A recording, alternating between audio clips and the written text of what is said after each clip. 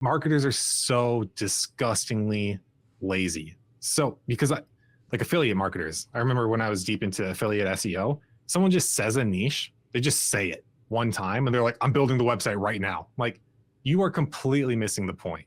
Do not just take something that somebody says because you assume that it's a good niche, because just because it is working for somebody else does not mean that it's going to work for you by default. So yes, you have to prove the market viability with the money, but there's more to it than just hearing that somebody else is doing it, that makes it a good idea. And we'll get into that more, but I wanted to make sure that that was said because I don't want somebody to get this far because they're lazy. They get halfway through this podcast and they're like, sleep clinics, got it, I'll be right back. And then they spin up their sleep clinic agency tonight. And then they're fail. like, it's not working. Why isn't it working? I don't get it.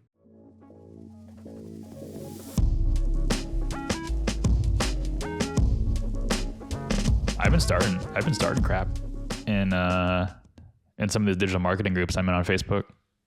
I know. I see it sometimes. Then I just think. Wait, are you in the groups too? Some of them. Sometimes. Did you see the one? When I was really happy, I wanted to say this because I smiled to myself. This was like midnight last night when I woke up. I couldn't get back to sleep yet. And I'm just scrolling and I see you post in a digital nomad group. Like, yeah. Oh, cool. Yeah, he's in a nomad group. All right. Is it an open group or are you in it? I don't know. I don't think I'm in it. I could be in it. I don't know. I don't think so. Oh, okay. Anyway, I saw you post something in there though. So that's it? Yeah, that's it. That's all I saw. I was like, yeah, all right. He's in a nomad group. The digital nomad group is probably one of my it's probably one of my favorites because there's a lot of, because like the people in that group are actually really smart. Like they're not like the fake gurus. They're not like faking it till they make it or anything like that. Like they're truly there because they're trying to figure out how to earn money to become a digital nomad, to be able to live in like Spain and like South America and you know the Malaysia area on whatever income they can earn from like mobily. And there is no place to be fake in that group because, you know, either if you're a digital nomad, you're like happy making $1,000 a month. like, yeah, a lot of them. Yeah. Yeah. And every now and then someone comes in there and was like, and tries to sell their services and they're like, they just get roasted and everyone in there's like, sorry, this group's smarter than that. But there is a lot of people who are like asking questions about how to start an agency and things like that. And it's like the perfect platform for like, hey, I have this podcast. You should listen to it because it's free information and we're not selling anything. So I do like that group. No, but other groups that I've been starting shit in is are the ones with like the fake gurus, like the appointment setters and the high ticket closers and things like that. All, you know, what I refer to as the MLM of digital marketing. And I posted one in a group and it was just 6 words and it said, funnels are dumb. Changed my mind. And I knew it was going to get so much heat because it's such a broad statement. And like funnels aren't dumb. Funnels are literally just a thing that like exists, and how you use it is usually what's dumb or what's not dumb. But how it's being like, I call it fetishized because it's like all the gurus out there are like, you know, what's your marketing automation funnel look like? And like, there's just literally just like a ClickFunnels landing page with a quote free course or free live event that's not live, and then just, you know, copious amounts of emails and upsells after that. And those are dumb. Those are the dumb funnels, and like that's what I was like getting at. But I think only half of them picked up on it, and everyone else is just like, "You're dumb." And I'm like, yeah, I am. Like, I know what I did here. And I was like, yeah, step 1 was the ridiculous statement. Step 2 was getting the conversation started. One guy was like, he goes, he's like, okay, so like either you're a genius or I don't know what you're doing, because if the first part of your funnel is to get me to react to this, you did. I was like, yeah, I mean, it's a 2-step funnel. It's to get you to react and then just comment on it. But Like, I'm just here to troll. pretty much. And I hate that group, honestly. I think, well, okay, there's two groups I posted this in, but I hate one of the groups specifically because the admins are annoying, and I can't make a post with the podcast link sharing like information that's free. I'm not selling anything again. They'll deny it, but like everybody else can post links to their affiliate, to their like affiliate sponsors and things like that. And it's like, what, how's my podcast getting denied? But then like they can just like show like affiliate links for financial incentive. Yeah. I don't know. I've seen groups like that. It's just sometimes it comes down to who the admins are, who created the group, but those groups don't last long usually. People realize that they're it's like 30,000 people in there. I guess they don't really last that long. Actually, I'm in two of Matt Diggity's groups, like affiliate SEO mastermind, and then also the proper SEO group. He owns both of those. And I was like, and I'm already an admin on Google SEO mastermind, and that one is the biggest SEO group on Facebook. It's got 120,000 users in it. So I was like, it'd be super sweet, because I think proper SEO group has like 60,000. It's like, it'd be super sweet if I was also an admin on proper SEO group. So I reached out to Matt Diggity and I'm like, hey dude, there's been a lot of spam in this group. Do you need help? And he was like, that group's dead. I was like, oh. And he was like, yeah, are you in the affiliate SEO one? I'm like, no. And he goes, join that one. I was like, okay, well, this conversation just died. Like, I'm not going to come back to that and say like, well, can you make me an admin of the other one? Make me admin of that group. He's still posting it. Like whenever he posts like a new video, I mean, whatever. He just doesn't monitor it. Well, it's free reach for him, right? Yeah, so that's fair. But it is getting pretty spammy. But speaking of a lot of these groups, I do answer. I don't just promote the podcast. I do answer a lot of questions. Like, some people have specific questions about, what processes are for onboarding. And some people will have questions about literally just how big people's businesses are.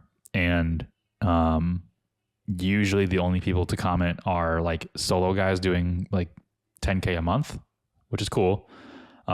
Or me, which is like, yeah, we did 250K last year. And like, we're literally at the mark to do 500K this year, into our second month. And that just like blows people away, which it doesn't blow us away because we've worked really hard to get here over the last 4 years.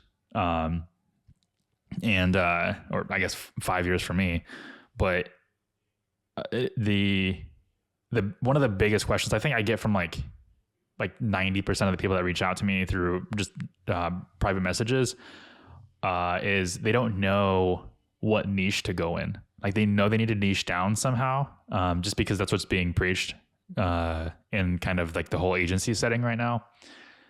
And it's a philosophy that I believe, and I know in episode 2 we talked about this quite a bit. At least I think it was episode 2, right? Let's see. Yeah, episode 2, focusing on a niche. But we never like went into how to pick a niche and the things to kind of look out for, because you could shoot yourself in the foot. Like you could do better if you just didn't niche down. Like if you just went broad versus picking a dead niche or a niche that isn't going to get you anywhere and has a very low market cap. Yeah, I think it's a good idea. I think you don't have to, right? Right. If you do it properly, it's smart, but it's not a mandatory. I mean, by all means, there are people who haven't niched down and built successful agencies, and that's totally an option too. You can do that. VaynerMedia. Yeah. Yeah. And the thing is like when you don't niche down, your competition is that much wider. Instead of vying for or ranking for marketing agency, we now only have to rank for landscaping marketing agency.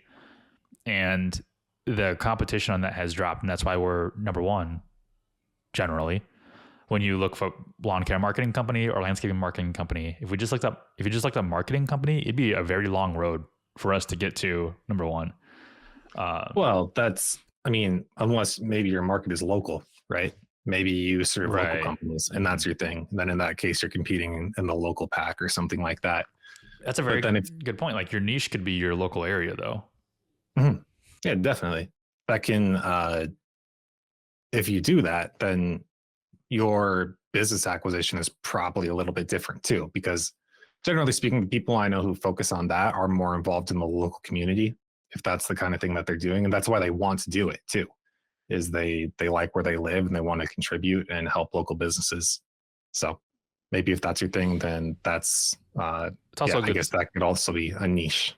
It's also a good strategy to build a base local, like local in this area, spread it out. Like when I lived in Overland Park, Kansas, or yeah, it was like local marketing company in Overland Park, and then like local digital marketing company in Kansas City, and then just like keep going out, like maybe Kansas, and then like the Midwest, and then you just keep keep growing after that. Mhm. But And you can always do that with the niche down and then move up in the niche too, right? I mean, it's um, a little bit messy because you might have to go through rebrands or handle the excuse me, the logistics of saying we now do this, and then you have to position yourself so that it looks like it's under that umbrella. So it gets a little bit messy, but it's a good strategy too.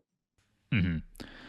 Um, but for those of you who are niching down or who are considering what niche to focus on, um, I wanted to really talk about some of the things that I have been telling people what they should consider, because I have my ideas of the niches that I would pick, and that's only because it's based off of my experience and my expertise, which is happen to be local service businesses. So like local lead generation for typical like contractors, for instance.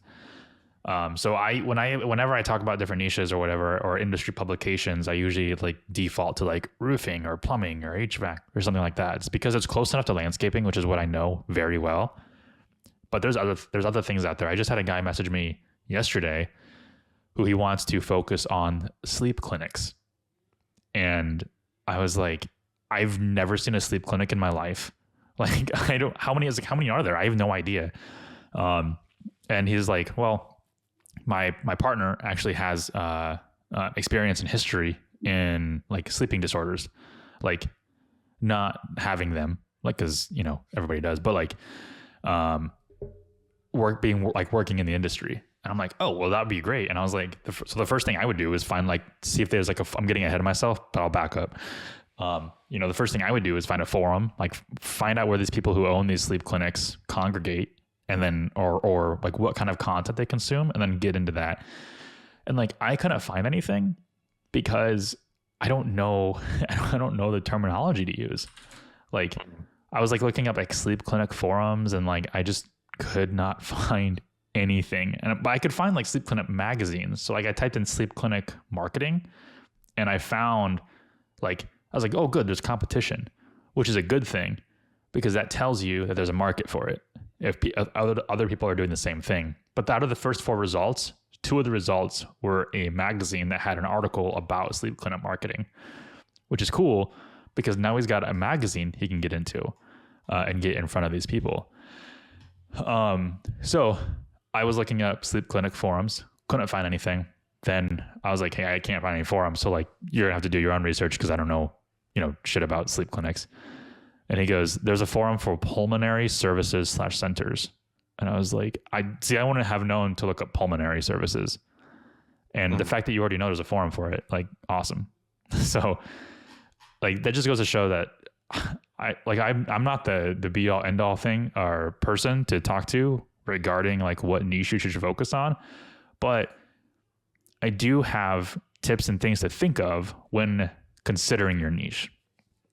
Mm-hmm. And so I guess I'll just kick it off. I think Cody and you and I have our own lists, right? So yeah, yours is probably longer. Mine's pretty short. How many? That's what she said. Get out. Go home. All right. How many do you have?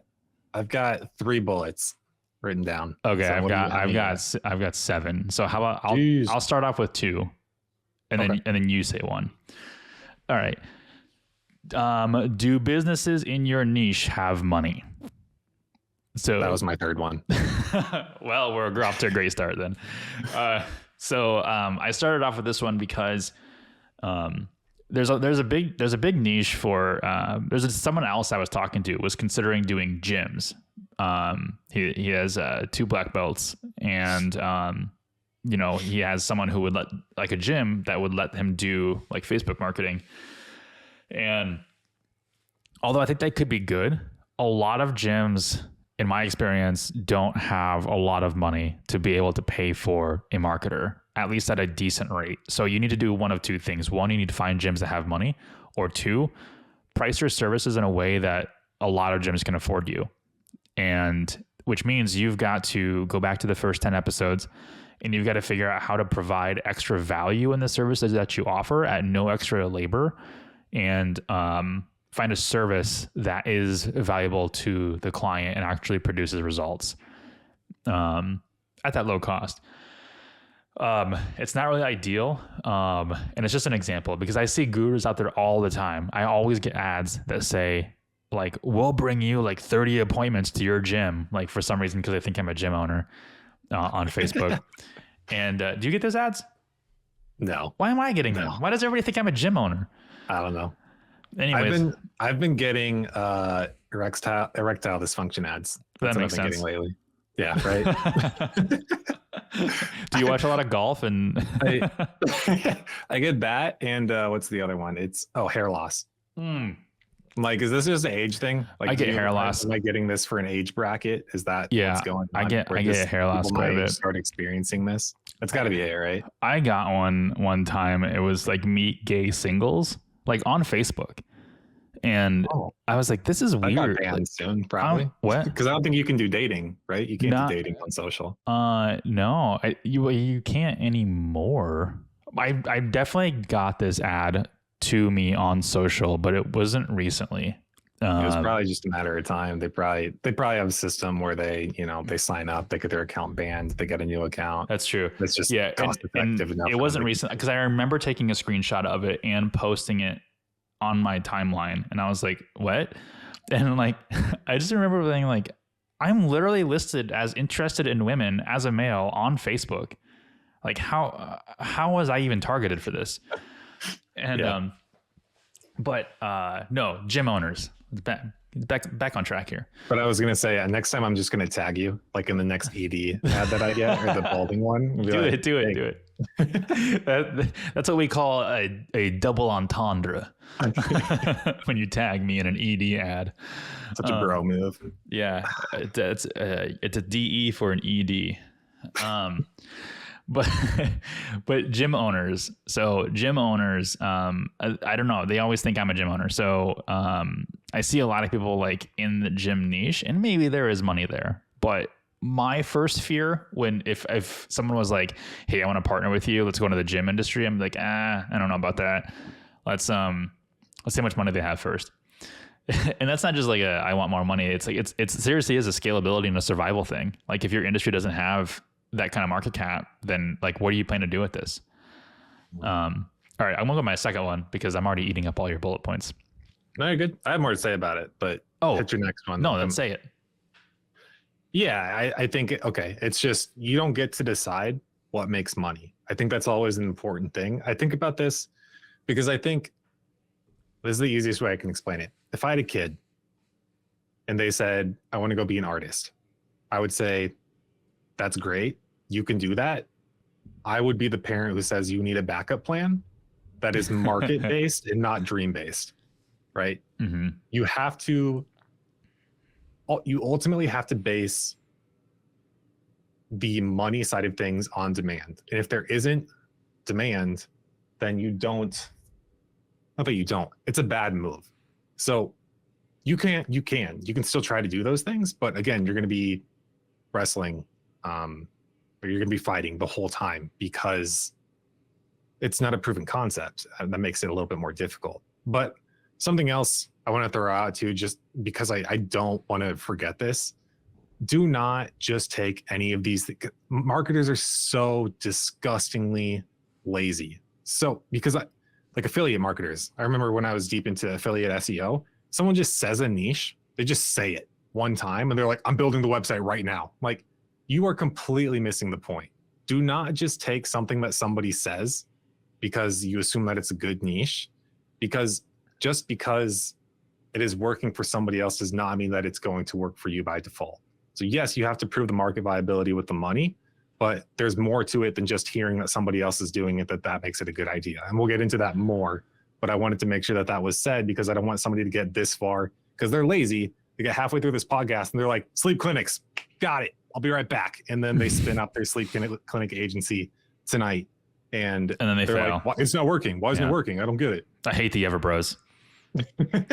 I had a guy try to call me out on my funnel post when I was starting shit, and he was saying like, because I was like proving, I was like, yeah, I mean, you search lawn care marketing company, we're number one. Like, just do it. Like, because I was like, we don't have a funnel, we just have a website that ranks well, and then people contact us. It's not really a funnel. I mean, you can make the argument that like there is a buyer's journey funnel, but there isn't like the traditional, not traditional sense, the new wave guru sense of a funnel.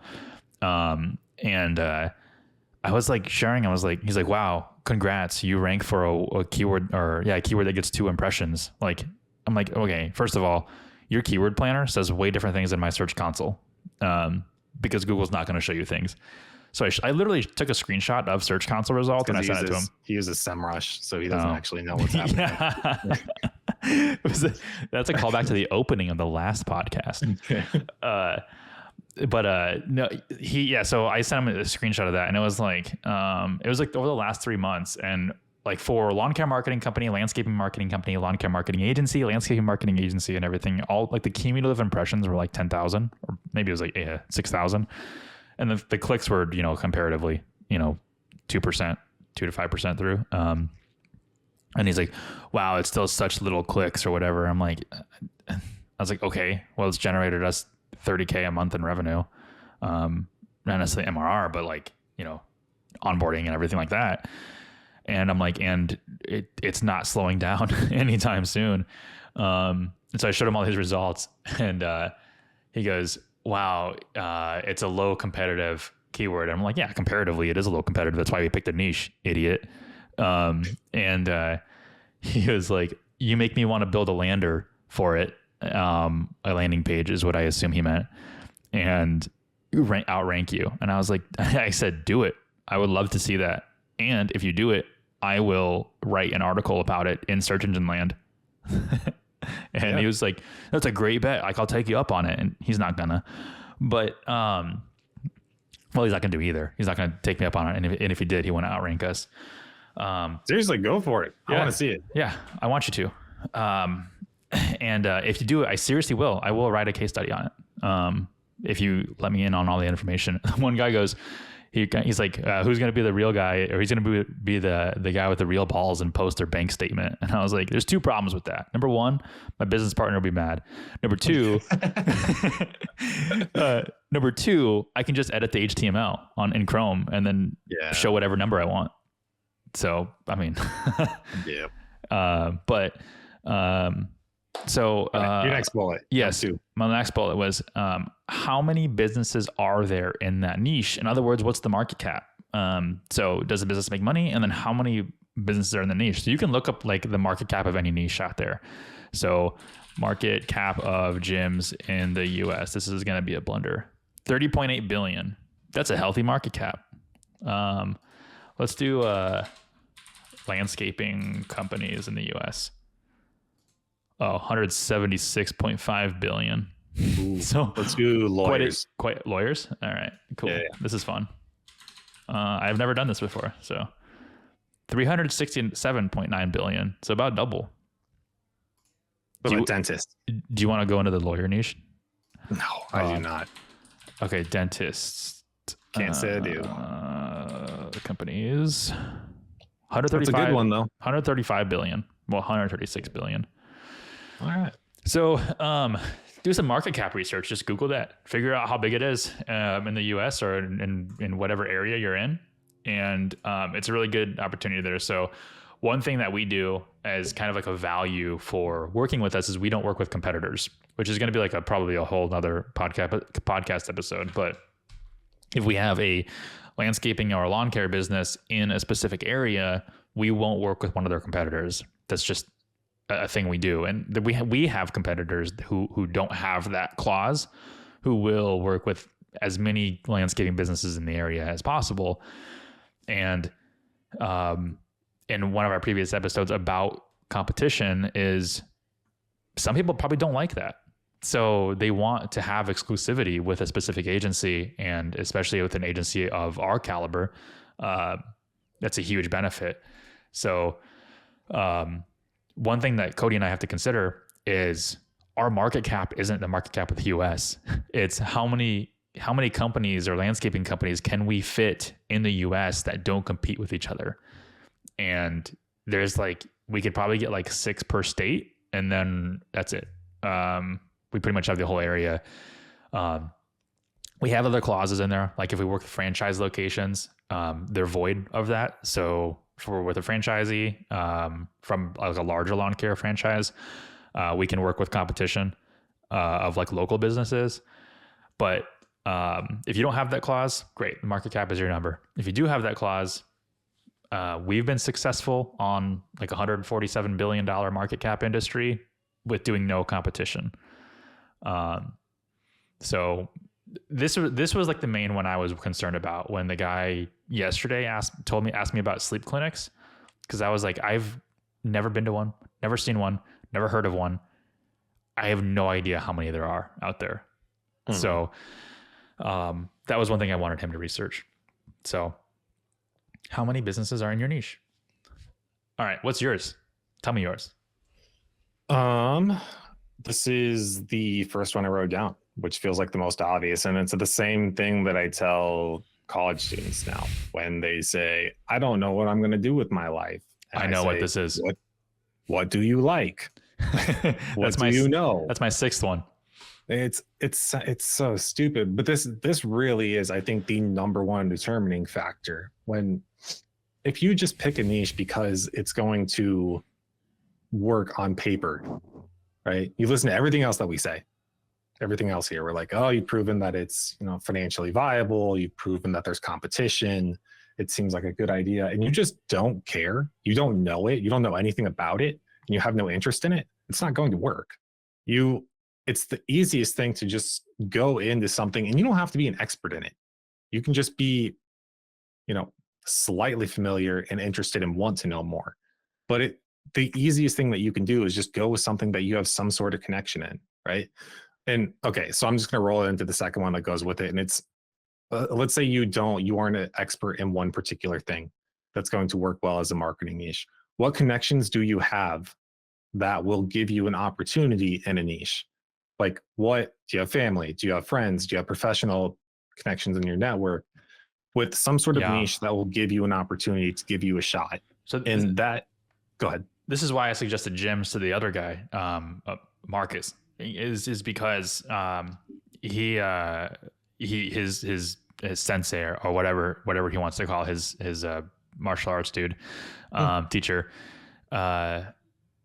suggested he go into like social media marketing because like he gets a lot of his clients from social media. And I'm like, well, if you've got a connection with like your instructor on like running that for free, like maybe gyms is the first thing you do go into. Yeah. So yeah, sorry. I wanted to interject there. Yeah. So, I mean, the list is nearly infinite, right? I mean, and don't let us tell you that something isn't financially viable if you're able to figure out a way to make it so. So reach out to your network. The list, it goes on, right? You've got, if you're looking at local services, you have electricians, dentists, HVAC, roofers, landscapers. Look at you. You're going to the exact same industries that I was mentioning at the beginning of this podcast because your mind defaults to it. keep going. Let's just throw out others so that people hear them. Okay. Restaurants. And then even nicher than that, fast food restaurants. High class restaurants. There are automotive, music lessons. So arts. Automotive's huge. Yeah, I would say automotive, but also automotive repair. That's even I would say like that's probably the next niche I would go into besides automotive, because automotive sucks. There are brick and mortar stores, like actual stores that sell actual products. There's e-commerce. And these are all these are brick and mortar. Say Yeah, it's not. Let's go to e-commerce. You yeah. have when you have e-commerce, which is niche, but you can do clothing e-commerce, you can do beauty e-commerce, you can, you know, like you can pick a subset of e-commerce. That's a really good point too. Yeah. I always do, like when I'm not thinking of local businesses, I think of manufacturing, but there's other manufacturing. So like, I used to work at a company called Hamel Scale, who was a distributor for Mettler Toledo, which is a manufacturer of weighing devices for like in industrial, laboratory, and like agriculture outfits. And just the market cap on that is like in the trillions. So you could literally, your niche could literally be marketing for distributors of weighing equipment. like seriously, like when I left Hamel Scale, I was considering doing that. And like, I was considering like starting a company called Gravity Marketing, because gravity is a pun on weighing. Ooh, clever. And like doing this for distributors, because the distributorship in the weighing industry is huge. Like you have like huge players in the game. You have Mettler Toledo, you have Rice Lake, you have Cardinal Scales, you have like Weightronix, and every single one of those huge manufacturers that do over $1 billion in revenue have distributors all across the United States and the country, or in the world. And you could literally just do that. And distribution's huge, right? Yeah. I mean, that's one by itself. But like you would have never thought of the niche that I just said, because I had a connection to it. And so, yeah, literally think about what people are doing and like who does their business serve, and then think about how big that is. Yeah. And if you literally have no thoughts, you're hearing all this and you're like, I don't know, I don't get it, I still have nothing. Just go tell somebody, just whoever you have in your life, and say, I want to do this, but I don't have a connection or whatever.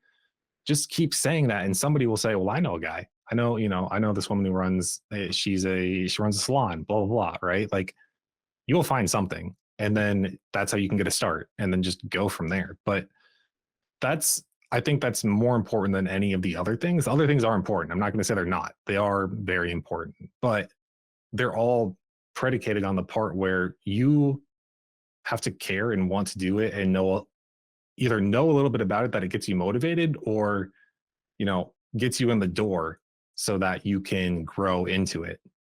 But they're like combined. So I had to like put them both together, and now I'm all done. So I'm just going to go off of you and everything else you say from now on. Okay. So I want to say that we've covered like the main ones. Like, these are the ones that are determining factors of whether you should even consider it or not.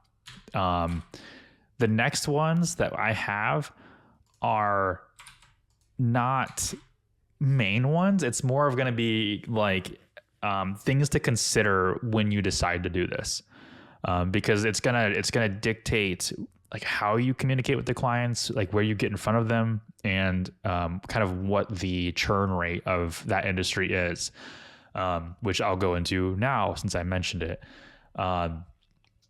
It is actually, there's two of them. We're going to bundle them together. Let's see. Okay. What kind of entry barrier do these business owners face? And when you have a niche like dentistry, for instance, there's a pretty heavy barrier in front of that. There's like 8 years of schooling, and then there's like, I don't know what, like 4 years of dental hygienistry or residency. I don't know what they call it. But there's a lot of barriers in order to owning your own dental practice, and even like your own law practice. So new law firms aren't going to spin up as quickly as new lawn care businesses, because new lawn care businesses are going to literally spin up overnight. Someone's going to have their 1999 Ford Windstar and a Craftsman push mower they got from Walmart, and boom, they got a business. And if you offer a product that is affordable and valuable for that person, you have a never-ending revolving door of client opportunity at the bottom level. We have a client who only serves $1 million companies. That's it. They only serve $1 million. Did I say client? Competitor. We have we have a competitor that only serves $1 million lawn care landscaping companies. that's great. Like that's their niche. That works for them. That's their business model. The churn rate for companies going from 900,000 to $1 million is a lot slower than companies going from $40,000 to $100,000, which is kind of where we're at on our limit. And why that's important is because if we lose a client, there's 1,000 more to pick up. Or if they lose a client, there's a lot less to pick up to replace them. So same thing with like industries like this that are big, that have high barriers. But industries that have high barriers are also very lucrative. So where we charge $500 to $750 a month at our base price, if we were in like the lawyer industry or the litigation industry, I bet our base rate per month would be like $5,000 a month. Oh yeah, like at least. The amount that they have to spend on a click is insane. Yeah, $100 a click. Like our management fee is going to be high because we're going to avoid as many mistakes as possible. So, and you got to be that much more knowledgeable in that because, you know, one click is a difference between $0 and $100. So, things to think about. Again, that shouldn't dictate, the barrier shouldn't dictate whether you choose that niche or not. What it should dictate is what you need to know about that niche and how you're going to retain clients and get new ones. The next one I had was, I don't know where it went. But it was, I had it written down, but it's not here. So I'm just going to say it. What kind of challenges did the businesses face in your niche? I thought about this one because of the automotive world when you and I worked at Mud, because a lot of the challenges that the automotive dealers face is that they get a lot of their marketing funds co-opt or they have to go through compliance with the manufacturer. So if you're a Ford dealer, you have to, if you pay for marketing like an ad or something like that, and it's on new cars, it has to be in compliance. So Cadillac actually, I think is one of the only ones where it's like they don't get funding for the marketing, but their ads have to match Cadillac branding. Or like Ford and Chevy and some like the lower tier models or brands, you don't have to match the branding like Ford and Chevy's branding. But in order to get marketing funds as like a rebate from the manufacturer, you have to match their branding and you have to submit those ads and those assets to the manufacturer for compliance checks before you can run anything. And then oftentimes digital agencies, your last agency was one, I believe, for John Deere. Yeah, I mean, I wasn't really involved, but I know that there was something there. But John Deere's not automotive, but it's, you know, similar. Where only specific agencies can get approved by the manufacturer to be kind of like that preferred vendor and have those marketing funds comped for the dealer. So if you're not a preferred vendor, it's really hard to get your foot in the door because usually that dealer is going to be like, no, like I want my marketing to be, you know, quote, free from my manufacturer. I want them to pay me back. So I've got to use this agency. That's a challenge in that industry. And when you think about like the medical industry, do you know anything about HIPAA compliance? Because I don't. And do your ads have to, do you have to abide by certain HIPAA compliance things? Do you have to have disclaimers on all your ads? Like, I don't know. These are things that you got to research. Yep. Okay, great. We're making our way through these. I had, is there a community of these businesses? Do these businesses congregate in specific areas, both online and physical? So if there are like expos that a lot of these businesses will go to just see what's new. So like the automotive world has NADA. It's in Vegas every year. Then the landscaping industry has Equip Expo. That's in Louisville, Kentucky every year. And they have like a ton of other smaller expos where you can get a booth or you can just go and just meet people. Those are the physical locations. Then there are like online communities. So landscaping has Lawn Site. The restaurant industry has their own. I know I've explored that a little bit. And then you can always check Reddit. There's often just a subreddit for whatever it is. It's very normal. I stay away from Reddit because I don't like anybody on Reddit. Yeah, but you could. If you're a Redditor, you could do that. I'm not. I get picked on Reddit. That's why you just never comment. All you do is lurk and it's fine. Yeah. Well, it's not really helpful if you're like trying to promote a business and like you can't comment or else you get ripped That's apart. true. That's a problem. If you crack the Reddit code, let me know.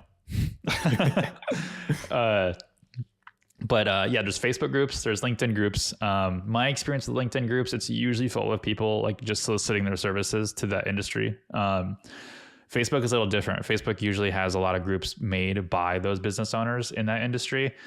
But there's a lot of rules about no solicitation, so you got to be very careful. I did notice a cheat code though. So there's 2 cheat codes. One is you can share articles to publications of that industry, like links, and no one will flag it.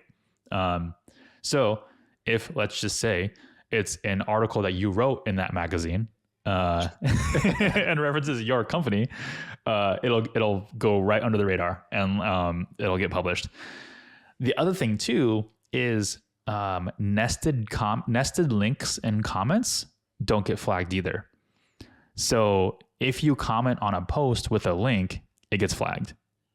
Usually by like automation, and then it has to go through an approval process. But if that comment was nested on another comment, it won't. So I'm telling everybody my secret here.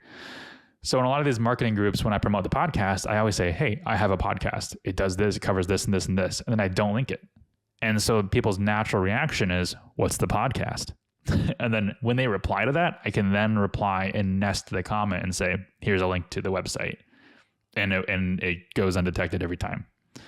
But at the same time, it's not like I'm being shady. I'm not selling you anything except for knowledge. Knowledge. I'm here in my garage, my Lamborghinis. You with my Lambo. Anyways, cheat codes for groups. That's good. So, are there communities? Do they congregate? So like, I asked, Vic, I think it was his name, last night about the sleep centers. I was like, hey, I don't know of any sleep center communities, but then he found one. He's like, yeah, there's a pulmonary one. And I was like, I don't know anything medical. I would have never correlated the two. Yeah, I think, but also, so let's say, because sometimes if you're brand new and you're worried about expenses and costs and stuff, and they've got these physical expos and stuff, and they're far, and you're worried about travel costs and accommodations and that sort of thing.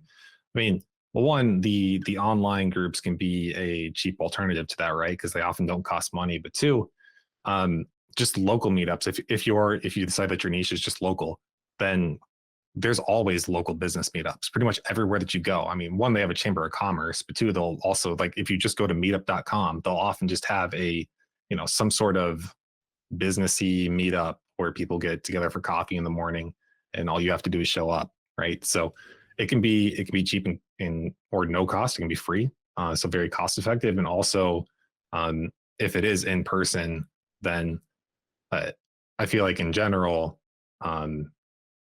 you get the opportunity to talk to somebody like that, then it's just a completely different vibe, I guess. I run into this a decent amount because I'm not the new acquisition guy. 9 times out of 10, people say, hey, you run a business. I'm like, talk to Jake. Don't talk to me. Like, I'm the operations dude. Like, I'm not the guy that you want to talk to because I get uncomfortable and don't really know how to handle the sales stuff. How many meetings do you think we get into with vendors who think that you're the CEO? Because I feel so right before this podcast episode, we were on a call with our Google rep, and like we got on a call and like you did all the talking. I just sat there with my backwards cap on, slouched over in my chair, and like I guarantee you, she was like, "This guy runs the business." I don't know. Yeah, I don't know. I've never really thought about it, but I do always tell them, and then when it is like a one-off though, I think every time that it's one that I'm pretty much involved from the beginning, it's because it's a one-off where I met somebody in person.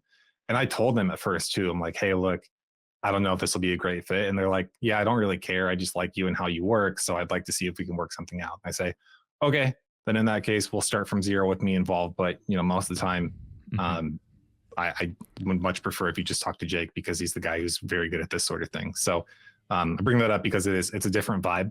And if you haven't done it, you're not used to it, then it's going to be different. Like cold leads online are a different thing from in-person connections and building relationships that way. And I think you say talk to Jake because you always say no to everything right away. You're like, nope, I don't want to deal with it. But I don't. And if I do say no, you're like, yep, full stop. No, we're not doing it. Like if Jake's going to say no, this is a bad idea. But yeah. And on the meetup thing too, like the actual events, at the time of taping this episode, we've never been to one. We've only stuck to online engagements. Yeah. I'm sorry. This will probably be the year that changes, but yeah. Yeah. Yep. But keep in mind how much money we made first before getting to that point too, right? So don't make yourself, don't be like, oh, I have to do this in order to get acquisition because this is pivotal. It's like, well, we made it all the way this far without ever doing that. So it's funny how that word taping is just like antiquated now. Because it's related to like actual like tape, like the tape recorder made from tape. Oh, so yeah. You know what bothers me? There's a new generation of kids who don't know why we say hang up the phone. Wait, for real? Yeah. So because they hang up. Yeah. Okay. Think about it though. No one actually hangs up the phone anymore. We just push a button. Oh, so what do they say? They still say hang up, but like, it's just a phrase, Oh, they just don't know it's just like, why did we say this? Where does it come from? And I'm like, oh. But when you tell me like, hey, where does the word like hang up the phone come from, or where does the phrase like that come from? I'm like, oh yeah, you used to like hang it up on the dial, like literally hang it. Right. But then it's like people were like, what?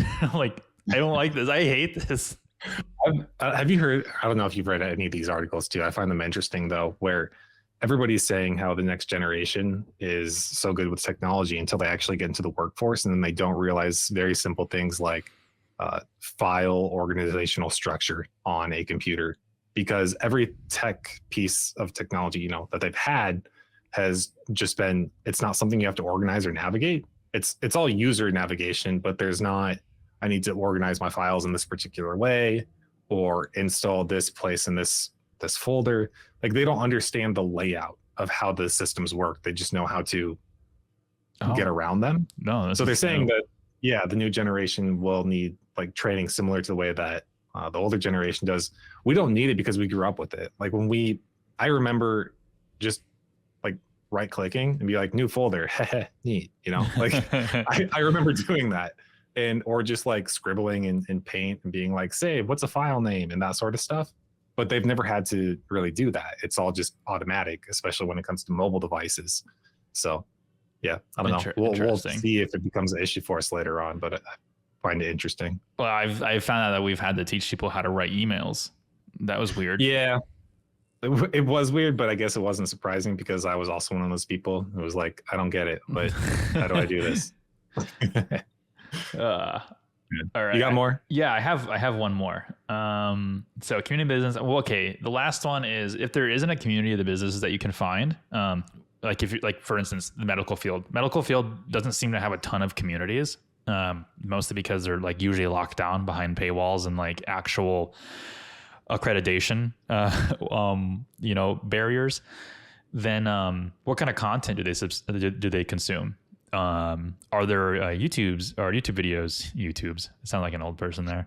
The YouTube. Yeah. Are there YouTube videos? Are there podcasts? Are there forums? Are there not forums?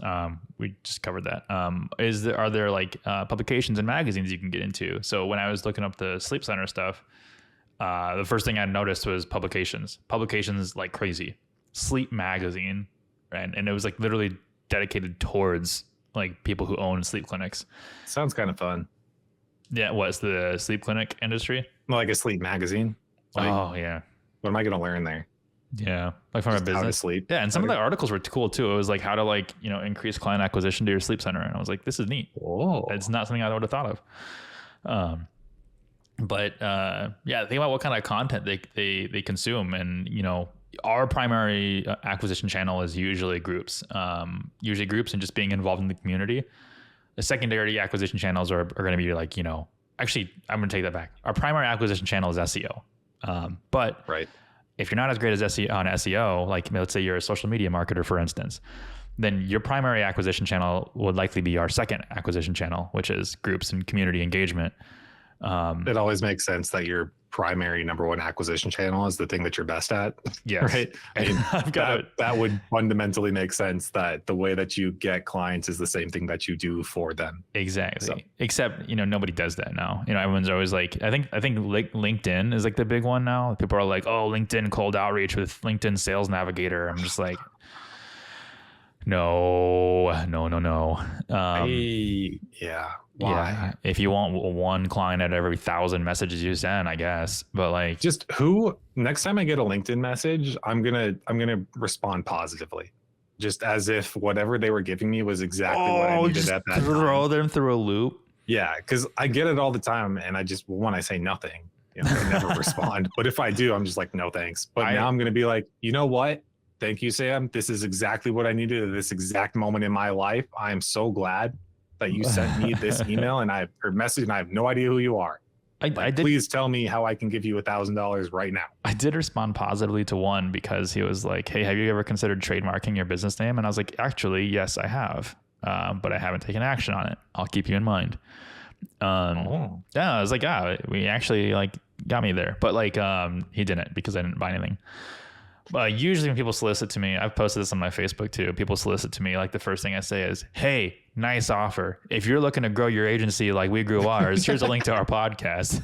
Like people are just like, wait, what? You did the switcheroo. And imagine like the white guy blinking meme, which is like, oh.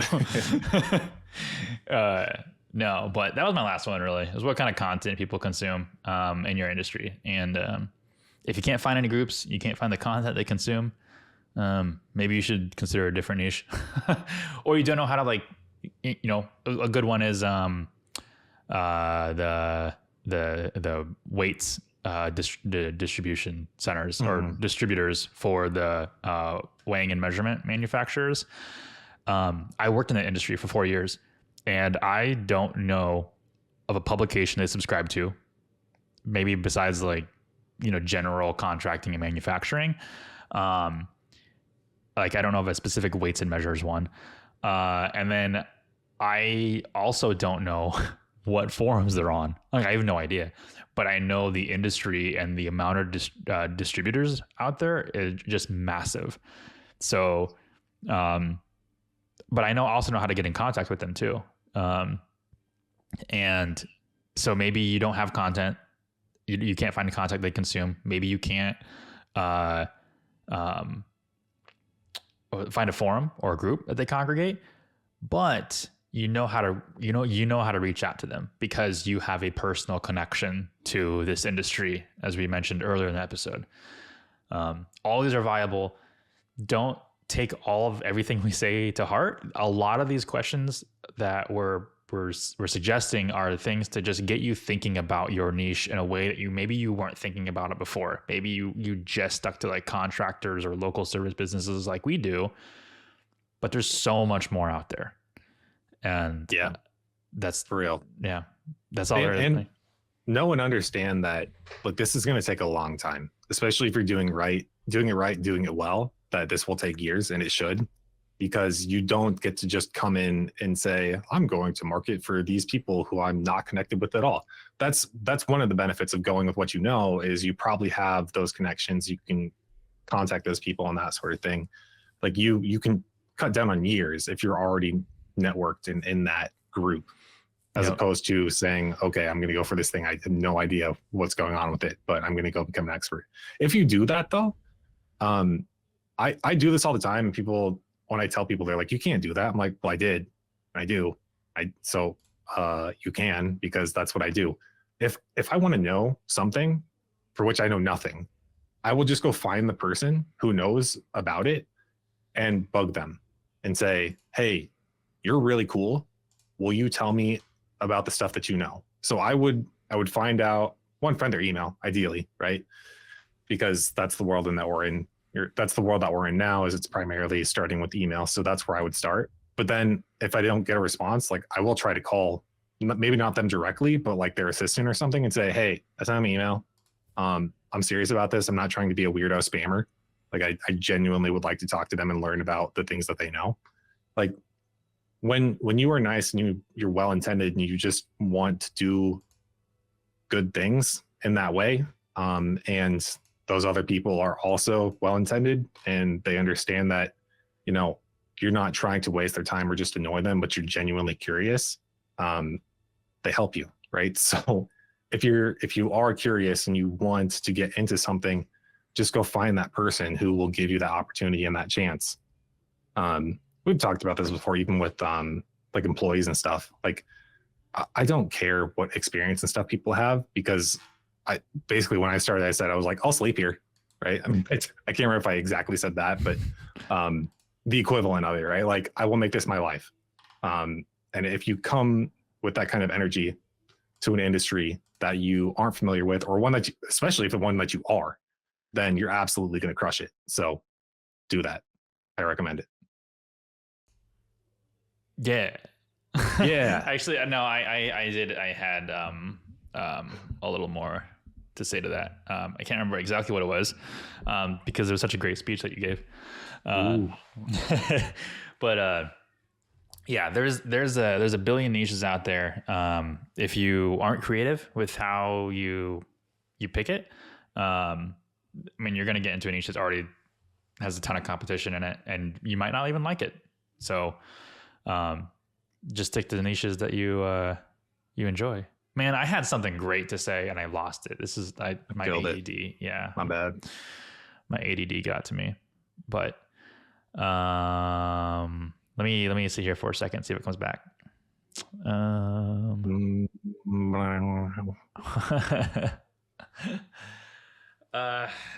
feel like it had something to do with like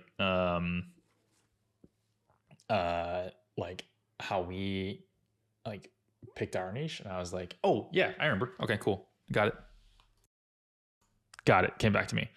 When we picked our niche, for instance, like we didn't have any stake in the landscaping and lawn care industry at all. We had to build it from nothing. So yeah, it took us a couple of years. It took me a year and a half just to get recognized of who Evergrow Marketing even was, like a blip on the radar. And a year and a half later, Cody joined in 2019, and I had just gotten it to a very, very small snowball, which was convenient for him. I'm like that guy who comes in at that, like when you're done moving, they show up, they move like one box, and they're like, "All right." I feel like you came in. We'd already packed the truck up. We already pulled up to the new place, and then you're like ready to unload, but I'll take a break with you guys. But no, so that's why I always say, like, it depends on when you ask and when we started, because I started a year and a half before Cody joined, but I didn't have any clients. It was just me like building in the niche of who I was and what Evergrow was. And you did pick it though, because we've had people ask too. They're like, people ask me, they're like, why'd you pick it? I'm like, I said, none of your damn business. Like Jake did, yeah. And I can do any local lead gen, so I'm cool with it. And then later on, I realized that I was like, these guys are pretty cool. I like them. I'm sure the question will come up, but the short answer is when we worked at Mud, I was the account executive for the agriculture division, and I dealt with the John Deere implements of like marketing clients. And so when I moved to Kansas City, I had always wanted to start a lawn care business with my dad. We never did. I went into the marketing world, and then I was looking for lawn care services and landscaping services, and I noticed that like none of them had their Google business profile claimed. And this was back when like Google told you if it was or wasn't claimed. And I was like, I can get into this and do this for people. Like, they're missing out on huge opportunities.